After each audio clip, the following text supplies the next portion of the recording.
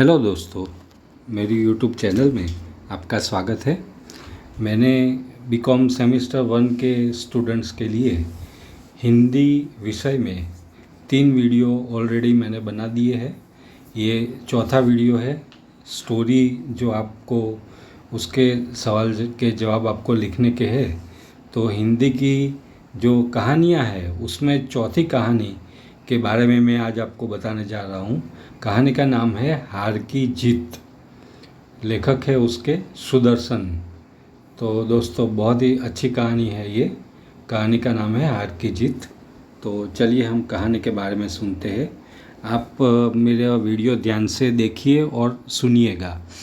2-3 बार आप वीडियो ध्यान से सुनेंगे तो आपको पता चल जाएगा कि कहानी किसके बारे में है। तो कहानी का आपको पता चल जाएगा तो आप इसके क्वेश्चन आराम से उसके जवाब लिख पाएंगे। तो दोस्तों, ये जो एक कहानी है वो उसके जो मुख्य पात्र है वो आनंद बाबा भारती है। तो बाबा भारती अपने घोड़े से बहुत प्यार करते थे। उनके पास एक घोड़ा था। घोड़े का नाम है सुल्तान। सुल्तान कहकर उसको पुकारते थे। बाबा भारती उसे अपने हाथ से प्यार देते थे, दाना खिलाते थे। उसको देखकर ही प्रसन्न हो जाते थे बाबा भारती। मतलब कि उनको अपना घोड़ा बहुत प्यारा था। तो उन्हें घोड़े को देखकर इतनी शांति मिलती थी कि वो हमेशा घोड़े का इस्तेमाल इस तरह करते थे कि उनको बहुत ही अच्छा लगता था। अपने घोड़े पर उनको गौरव था। मैं सुल्तान के बिना नहीं रह सकूंगा, उन्हें ऐसी भ्रांति हो गई थी। वो उसकी चाल पर लट्टू थे। घोड़े की चाल बहुत ही बढ़िया थी दोस्तों। तो वो हर रोज़ सुल्तान पर बैठकर 8-10 मील का चक्कर न लगा लेते तो उन्हें चैन न पड़ता। मतलब कि घोड़े से बहुत प्यार करते थे और हर रोज़ घोड़े के ऊपर बैठकर चक्कर लगाते थे। अब दूसरा जो पात्र आता है वो खड़क सिंह का है। खड़क सिंह इस इलाके का प्रसिद्ध डाकू था। लोग उसका नाम सुनकर कांपते थे। तो सुल्तान की बात, सुल्तान की कीर्ति खड़क सिंह के पास भी पहुंच गई थी। मतलब कि खड़क सिंह भी अब जानने लगा था कि एक ऐसा घोड़ा है जो उसके पास नहीं है और वो घोड़े को देखना चाहता है। तो खड़क सिंह बाबा भारती के पास पहुंच गया। तो बाबा भारती ने पूछा कि कैसे आए यहाँ। उसने बोला कि मैंने आपके घोड़े सुल्तान की बड़ी प्रशंसा सुनी है, उसकी चाल मुझे बहुत अच्छी लगती है। तो बाबा भारती ने कहा कि तुम उसकी चाल देखोगे तो पागल हो जाओगे। तो अब बाबा भारती के पास बाबा भारती उसको वो घोड़ा दिखाते हैं, वहाँ ले जाते हैं। और घोड़े को जो पहली बार खड़क सिंह देखता है तो उसको बहुत आश्चर्य होता है। वो चौंक जाता है कि इतना अच्छा घोड़ा, क्या बात है, ये घोड़ा मेरा होना चाहिए। वो मन ही मन बोल लेता है। परंतु बाबा जी इसकी चाल न देखी तो क्या।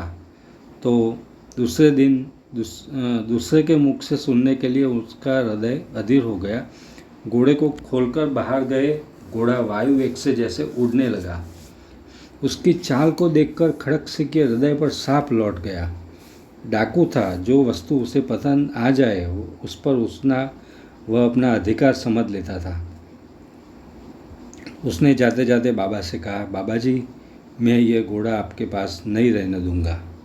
मतलब कि खड़क सिंह ने अपना मन बना लिया था कि वह घोड़े को ले जाएगा। बाबा भारती डर गए। अब उन्हें रात को नींद नहीं आती थी। वो घोड़े को बार बार रात में देखते रहते। कभी घोड़े के शरीर को देखते, कभी उसके रंग को। सहसा एक ओर से आवाज़ आई, ओ बाबा, इस कंगले की सुनते जाना। तो अब ऐसा हुआ कि बाबा भारती एक दिन घोड़े को लेकर निकले थे। तो कहाँ से आवाज़ आई कि इस कंगले की भी सुनते जाना। कंगले मतलब कोई व्यक्ति है जो कि बीमार है और वो पुकार रहा है मदद के लिए। तो बाबा ने घोड़े को रोक लिया। अपाहिज ने हाथ जोड़कर कहा, बाबा, मैं बहुत दुखियारा हूँ, मुझ पर दया करो। राम वाला यहाँ से 3 मील है, मुझे वहाँ जाना है, घोड़ा पर चढ़ा लो, परमात्मा भला करेगा। तो बाबा भारती ने उसके ऊपर दया आई और बाबा भारती ने उसको घोड़े पर बिठा लिया और घोड़े को दौड़ाना, और वो अपाहिज को घोड़े पर सवार किया और उसकी लगाम लेकर धीरे धीरे चलने लगे। मतलब कि बाबा भारती ने उसको घोड़े पर बिठा दिया मगर वो घोड़े की लगाम पकड़कर चलने लगे। तो उनके मुख से भय, विस्मय, निराशा से मिली हुई चीख निकल गई, क्योंकि वह अपाहिज व्यक्ति और कोई नहीं था, खड़क-सिंह था। तो उसने ज़ोर से बाबा को धक्का दिया और वो घोड़े को दौड़ा के ले गया। खड़क-सिंह ने ये आवाज़ सुनकर बाबा ने फिर क्या कहा, बाबा ने उसको बोला कि जरा तुम रुक जाओ, ठहर जाओ। तो खड़क-सिंह रुक गया। खड़क-सिंह ने कहा कि ये घोड़े के अलावा आपको जो चाहिए वो मैं दूंगा, मगर ये घोड़ा आपको वापस नहीं दूंगा। बाबा ने कहा, मैं अब घोड़े का नाम न लो, मैं तुमसे इस विषय में कुछ न कहूँगा। मेरी प्रार्थना केवल यही है कि इस घटना को किसी के सामने प्रकट न करना।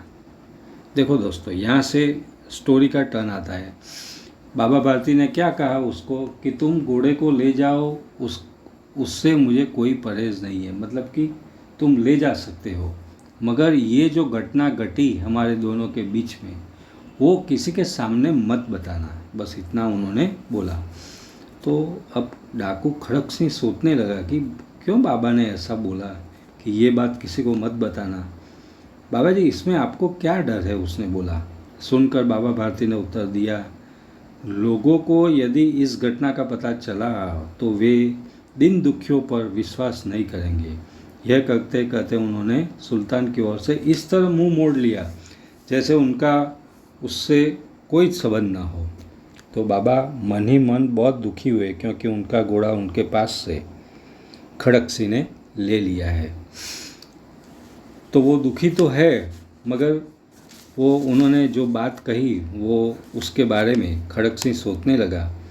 तो बाबा भारती चले गए, परंतु उनके शब्द खड़क-सिंह के कानों में उसी प्रकार गूंज रहे थे। सोचता था, कैसे ऊंचे विचार है, कैसा पवित्र भाव है। उन्हें इस घोड़े से प्रेम था, इसे देखकर उनका मुख फूल की नाई खिल जाता था। कहते थे, इसके बिना मैं रह न सकूँगा। इसकी रखवाली में वे कई रात सोए भी नहीं हैं।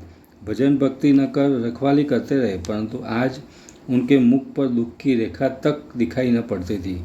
उन्हें केवल यह ख्याल था कि कहीं लोग दिन दुखियों पर विश्वास करना छोड़ न दें। ऐसा मनुष्य मनुष्य नहीं लगता, मगर देवता लगता है। ये सब बात खड़क-सिंह सोच रहा था, क्योंकि उन्होंने इस तरह घोड़े से मुंह मोड़ लिया कि जैसे अब उनको घोड़े से कोई प्यार ना हो, घोड़े से कोई लेना देना ना हो। तो दोस्तों, अब आगे क्या होता है। रात्रि के अंधकार में खड़क-सिंह बाबा भारती के मंदिर पहुंचा। चारों ओर सन्नाटा था, आकाश में तारे टिमटिमा रहे थे। थोड़ी देर पर गांवों के कुत्ते भौंक रहे थे। वह धीरे धीरे अस्तंबल के फाटक पर पहुंचा। फाटक खुला था। किसी समय वहां बाबा भारती स्वयं लाठी लेकर पहरा देते थे, परंतु आज उन्हें किसी चोरी, किसी डाके का भय न था, क्योंकि घोड़ा वहाँ नहीं था, घोड़ा उनके पास नहीं था। खड़क-सिंह ने आगे बढ़कर सुल्तान को इसके स्थान पर बांध दिया और बाहर निकलकर सावधानी से फाटक बंद कर दिया। मतलब कि खड़क-सिंह का हृदय परिवर्तन हो चुका था। उसने घोड़ा बाबा भारती के दरवाज़ा का खोलकर घोड़े को अंदर बांध दिया और वो बाहर निकल गया, फाटक बंद कर दिया। इस समय उसकी आंखों में नेकी के आंसू थे। रात्रि का तीसरा प्रहर बीत चुका था और हम दोस्तों अब स्टोरी के अंतिम चरण में हैं। इसका एंड क्या होता है वो हम देखते हैं। रात्रि का तीसरा प्रहर बीत चुका था। चौथा पहर आरंभ होते ही बाबा भारती ने अपनी कुटिया से बाहर निकल ठंडे जल से स्नान किया। उसके पश्चात इस प्रकार जैसे कोई स्वप्न में चल रहा हो, उनके पांव अस्तबल की ओर बढ़े, परंतु फाटक पर पहुंचकर उनको अपनी भूल प्रतीत हुई कि उनका घोड़ा तो उनके पास नहीं है। घोड़े ने अपने स्वामी के पाँवों की चाप को पहचान लिया और जोर से ही हिनहाया। अब बाबा भारती आश्चर्य और प्रसन्नता से दौड़े हुए अंदर घुसे और अपने प्यारे घोड़े के गले से लिपटकर इस प्रकार रोने लगे मानो कोई पिता बहुत दिन से बिछड़े हुए पुत्र से गले मिल रहा हो।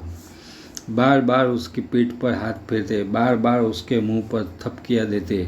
फिर वे संतोष से बोले, अब कोई दिन दुखियों से मुंह न मोड़ेगा। तो दोस्तों ये स्टोरी का एंड है। आपको पता चल गया होगा कि स्टोरी क्या है। ये जो कहानी है हार की जीत सुदर्शन की, बहुत ही बढ़िया दोस्तों स्टोरी है। तो बाबा भारती का अपने घोड़े से प्यार, खड़क सिंह का वो घोड़ा को ले जाना, फिर बाबा ने बोला कि ये घटना किसी के सामने प्रस्तुत मत करना। तो उसके बारे में खड़क सिंह ने सोचा कि बाबा को कितना दुख हुआ होगा। वो वापस वो जो उसने घोड़ा ले लिया था वो घोड़ा वो वापस बाबा भारती के यहाँ रख देता है, उसको बांध देता है और वो घोड़ा उनको वापस कर देता है। तो ये दोस्तों स्टोरी है हार की जीत। जो ये मतलब कि हार की जीत, ये जो आप टाइटल आप जो उसके ऊपर आप गौर करेंगे तो आपको पता चलेगा कि दोनों की हार हुई और दोनों की जीत भी हम देखते हैं।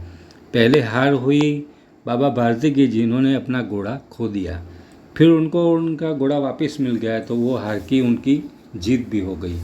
और खड़क सिंह को भी ये बाबत लागू पड़ती है। तो पहले उसने घोड़ा बाबा से छीन लिया, मतलब कि वो जीत गया, मगर उसको बाबा का सच्चा भाव घोड़े के पर वो जो था उसका पता चला तो उसने अपनी हार स्वीकार कर ली और घोड़े को वापस कर दिया। तो उसकी हार अब जीत में बदल गई, मतलब कि वो अच्छा आदमी बन गया और उसने घोड़े को वापस कर दिया। तो दोस्तों मैं मानता हूँ ये स्टोरी आपको पसंद आई होगी।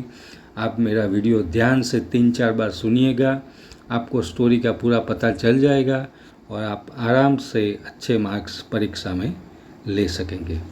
मेरे चैनल को लाइक कीजिए, शेयर कीजिए, सब्सक्राइब कीजिए। धन्यवाद।